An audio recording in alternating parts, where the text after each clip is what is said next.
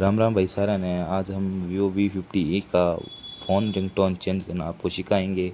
और इसके लिए हमें पहले अपनी सेटिंग का क्लिक करना है। सेटिंग में जाके हमें साउंड या वाइब्रेशन वाला ऑप्शन ढूंढना है। उस ढूंढने के लिए हम पहले नीचे स्क्रॉल करेंगे। उसके बाद हमें वो ऊपर यहाँ ये मिल जाता है साउंड वाइब्रेशन वाला ऑप्शन। इस पर क्लिक करके हमें फ़ोन रिंगटोन नाम का एक ऑप्शन है, नीचे स्क्रॉल करते आ जाएगा।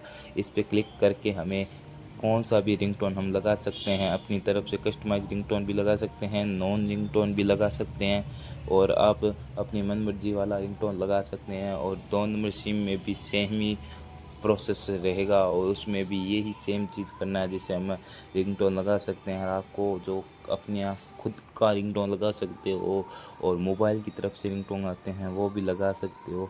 और आप मतलब कोई सॉन्ग भी लगा सकते हो। और सॉन्ग कैसे डाउनलोड करना है वो भी मैं नेक्स्ट वीडियो में सिखा दूंगा।